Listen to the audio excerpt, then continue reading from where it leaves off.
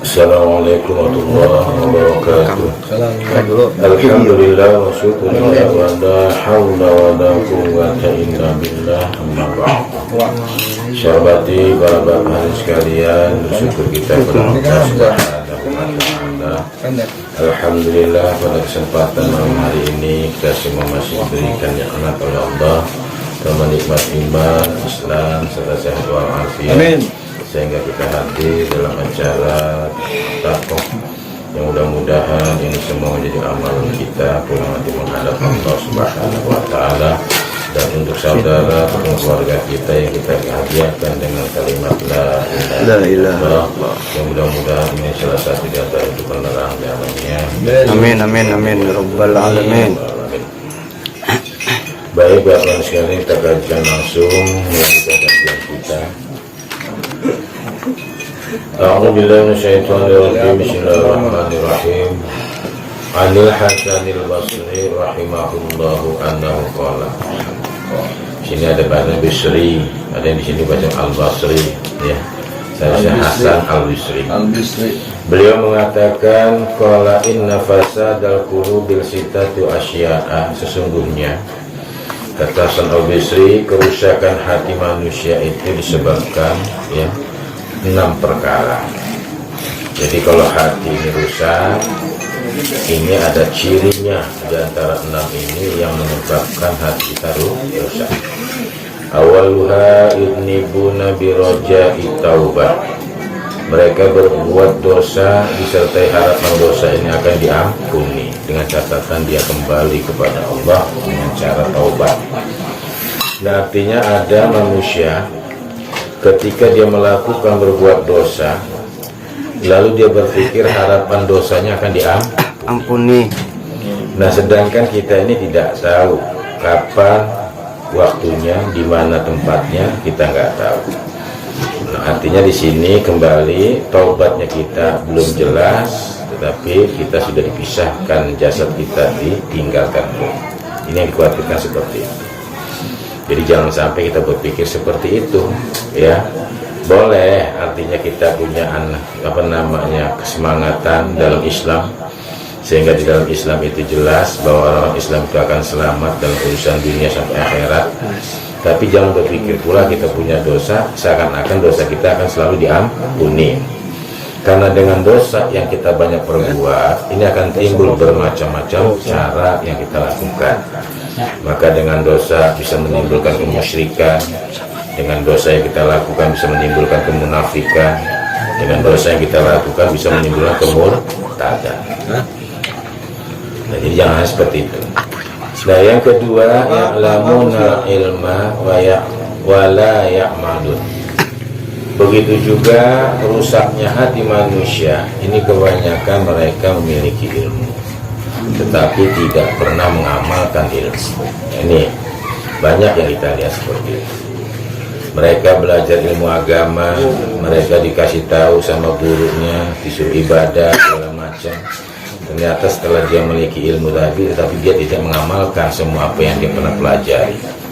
Makanya dalam urusan agama ini, ketika kita belajar ilmu agama, apapun bentuk yang namanya ibadah, ini paling nggak seumur hidup kita sudah lakukan, apalagi sholat yang berkaitan dengan sholat sunnah, terkecuali sholat fardu.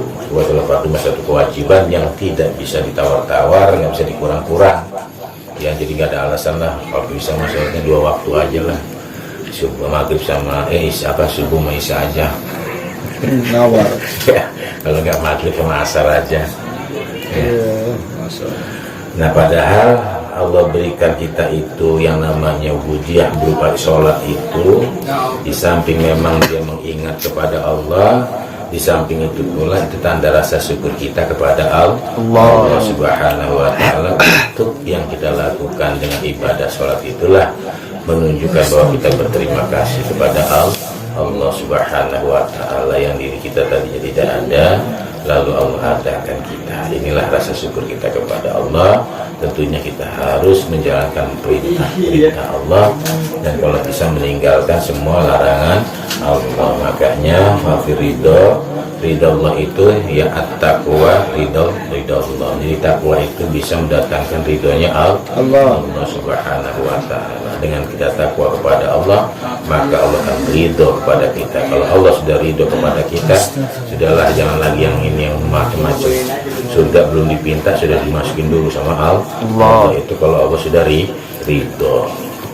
Kalau yang masih minta-minta itu kan berarti Allah belum, masih pertanyaan.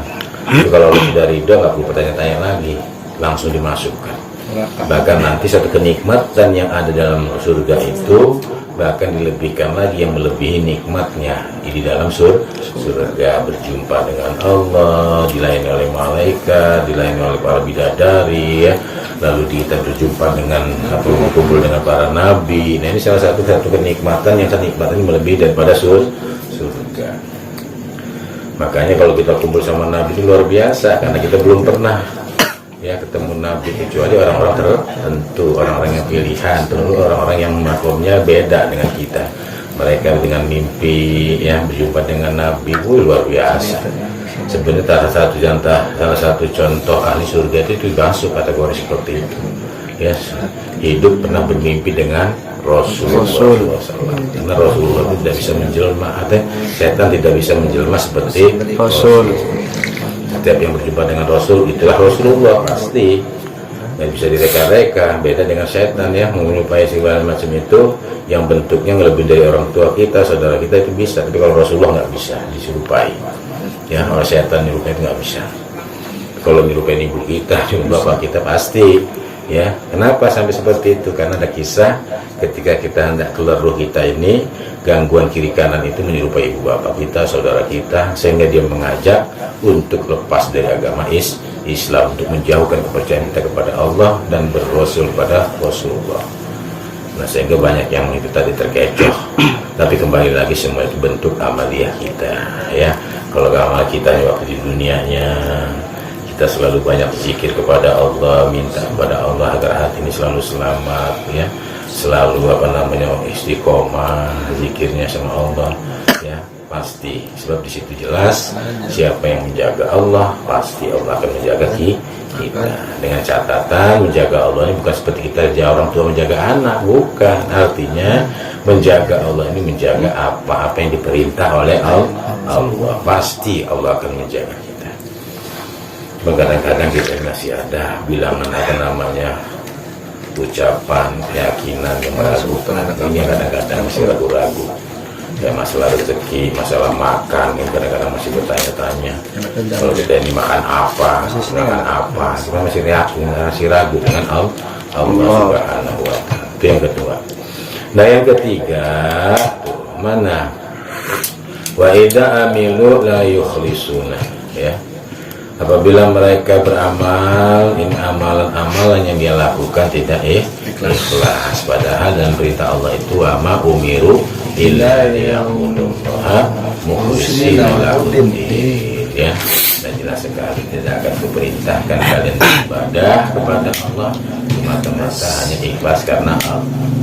Sesuai dengan ikhlas kita tadi, inna sholati wa nusuki wa mahyaya wa mamati lillahi rabbil alamin. Memang semua ini ya, perkara ibadah yang paling sulit ini ikhlas. Perkara yang paling sulit lagi adalah sabar. Perkara yang satu lagi ini yang paling sulit adalah syukur. Kita lihat banyak ya, yang kita lihat ya, di lapangan manusia-manusia itu banyak yang tidak bersyukur kepada Allah. Dia mau makan rezekinya doang, tapi dia nggak mau bersyukur kepada Allah. Banyak kayak itu. Banyak ya, banyak itu ya. Kayak mana sih contohnya yang mau makan rezeki Allah tapi dia nggak mau bersyukur? Dia tadi meninggalkan perintah Allah. Dia badok, dia bisa makan, dia bisa tidur, dia bernapas segala macam, berpakaian, punya rumah segala macam, ya. Tapi dia nggak mau bersyukur kepada Allah. Nah, inilah ya. Kembali lagi, nggak semua orang itu dapat petunjuk. Kalau orang yang sudah dapat petunjuk, ini luar biasa ya, petunjuk Allah. Kalau orang sudah diberikan petunjuk oleh Allah, tidak ada satu makhluk pun yang bisa menyesatkan. Tapi kalau Allah sudah menyesatkan seseorang, menjerumuskan orang, tidak ada satu pun makhluk yang bisa memberikan hidayah kecuali Allah Subhanahu wa ta'ala. Itu yang ketiga. Yang keempat, wa yaquluna rizqallahi wa la yashkurun. Nah, mereka memakan rezeki Allah tetapi tidak bersyukur. Ini pun salah satu diantaranya, hati manusia akan rusak. Ada yang dikasih rezeki oleh Allah tapi dia nggak mau bersyukur. Ada yang beramal kepada Allah tapi dia amalannya tidak ikhlas karena Allah. Ada yang punya ilmu tapi dia tidak pernah mengamalkan dia punya ilmunya. Ada orang yang berbuat dosa tapi dia harapan dosanya akan diampuni Allah. Ini yang merusak hati kita. Kalau ada di antara 6 ini, nanti kita koreksi satu persatu. Kalau masih ada, cepat-cepat kita kembali, ya, minta sama Allah agar kita bisa menjalankan yang 6 hal ini. Kita semua ini, yang 6 ini semua harus kita pelajari dan harus latih diri kita. Sebab yang namanya belajar ini kalau nggak dilatih payah. Ibadah juga kalau nggak dilatih juga payah. Ya, untuk mencapai yang namanya ikhlas itu payah. Makanya kita belajar pelan-pelan, ya.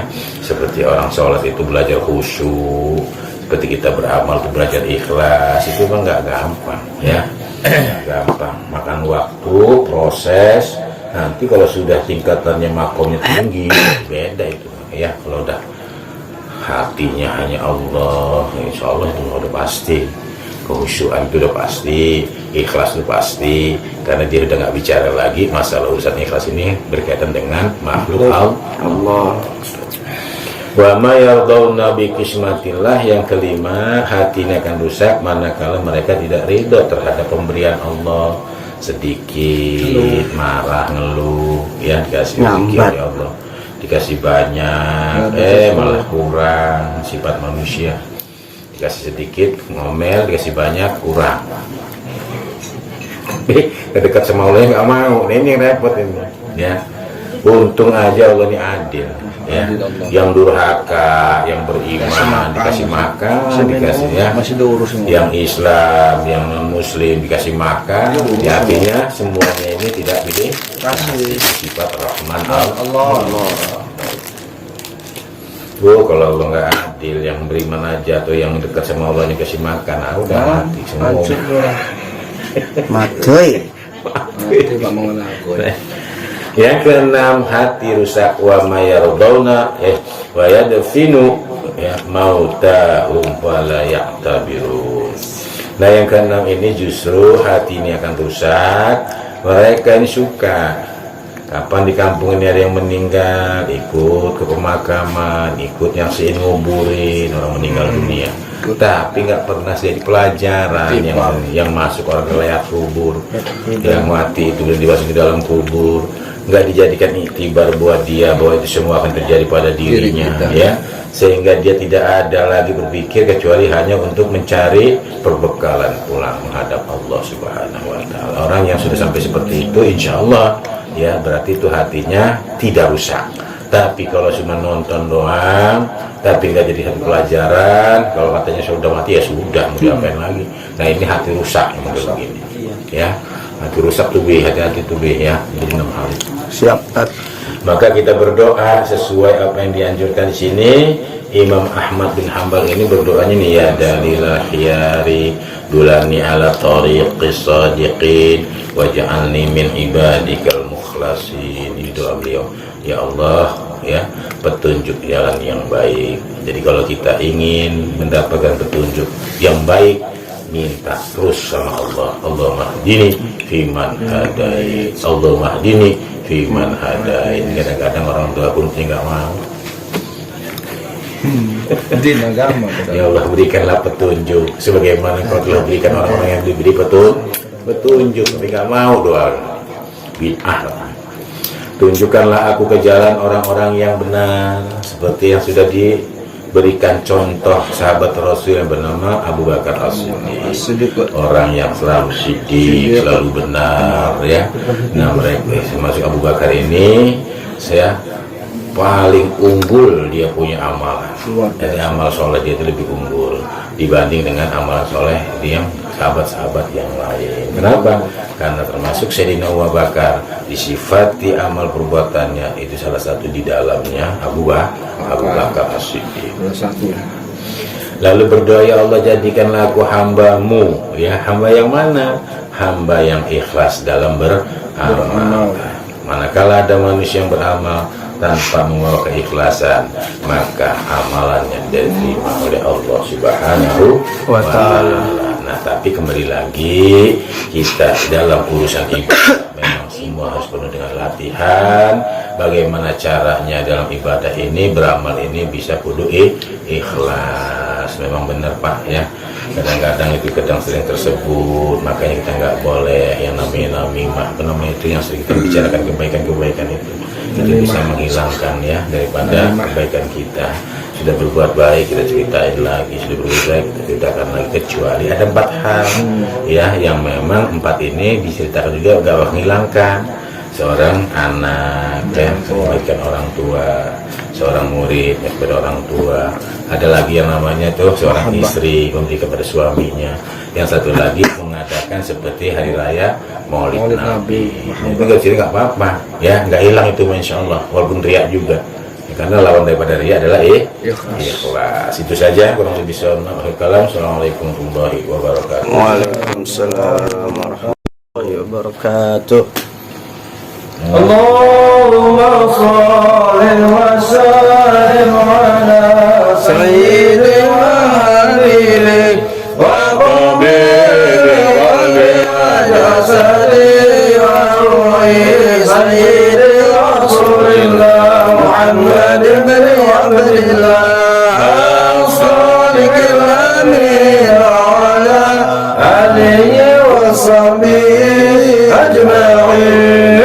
Allahumma salli wa sallim ala sayyidi wa habibi wa tabibi qalbi wa jasadi wa ruhi sayyidi rasulillah Muhammad ibn Abdillah as-sadiqil amin wa ala alihi wa sahbihi ajma'in. Allahumma salli wa sallim ala sayyidi wa habibi wa tabibi qalbi wa jasadi wa ruhi sayyidi rasulillah Muhammad ibn Abdillah as-sadiqil amin wa ala alihi wa sahbihi ajma'in.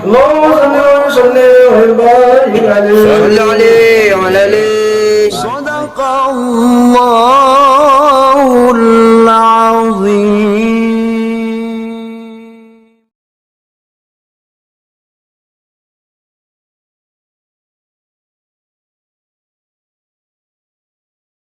يا رسول الله